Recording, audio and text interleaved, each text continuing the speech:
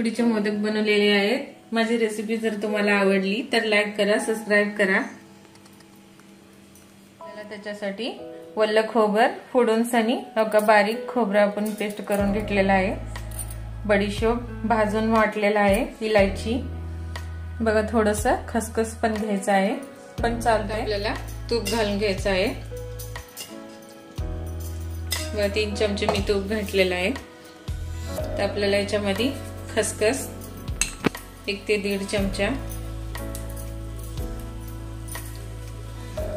घालून आता आपल्याला खोबरं घालून घ्यायचं आहे याच्यात।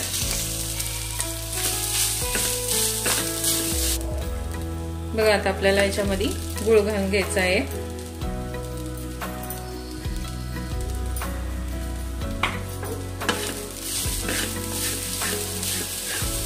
आपल्याला हे चांगलं मिक्स करून घेऊ।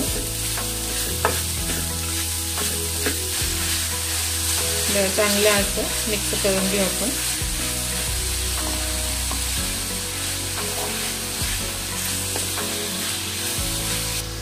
तर आपल्याला याच्यामध्ये छोटा 1 चमचा बडीशोप, थोडीशी इलायची, बघा हे पण मिक्स करून घेऊ। बघा आता आपण ह्याला गॅस बंद करून घेऊ।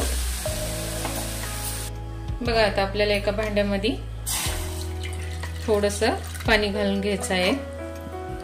1 वाटी तांदळाचं पीठ घेतलेलं आहे मी। 1 वाटीला थोडंसं पाणी कमी घेतलेलं आहे। तर आपल्याला पाणी गरम झाल्यावर हे तांदळाचं पीठ आपल्याला ह्याच्यामध्ये घालून मिक्स करायचं आहे। बघा आता आपल्याला तांदळाचं पीठ घालून घ्यायचं आहे। बेलण्याच्या सहाय्याने असं मिक्स करून घेऊ।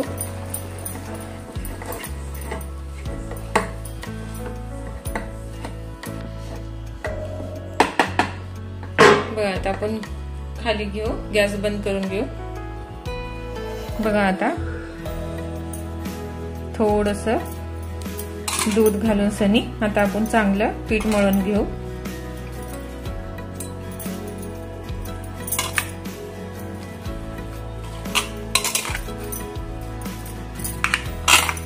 जसं लागेल तसं आपल्याला थोडंसं दूध घेऊन सनी घटसर पीठ मळून घेऊ आपण।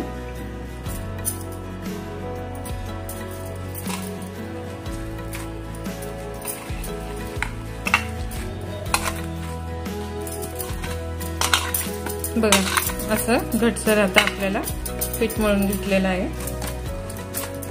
बघा असं चांगलं मळून घ्यायचं आहे पीठ। तर साचा घ्यायचा आहे आपल्याला। तर आपल्याला हे असं धरून सनी थोडंसं पीठ घेऊन सनी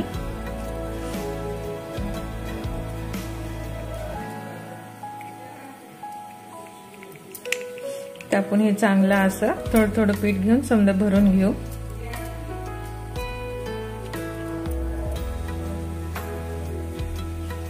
बघा आता आपल्याला याच्यामध्ये मिश्रण भरून घ्यायचं आहे। थोडंसं पीठ घेऊन सनी वरच्या बाजूने लावून घेऊ।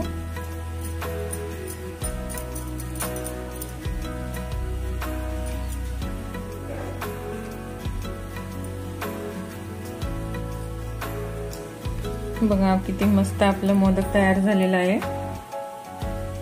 आपण समजे अशी मोदक तयार करून घेऊ।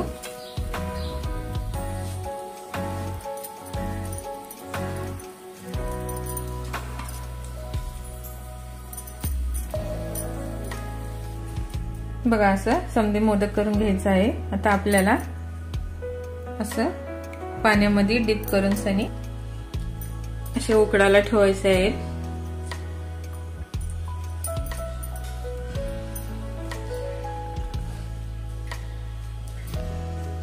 आता आपण ह्याला झाकण ठेवू। बघा आपले मोदक तयार झालेले आहे। बघा आपलं मोदक तयार झालेले आहे। वरून थोडंसं तूप टाकून सनी गरमागरम मोदक तयार झालेले आहे।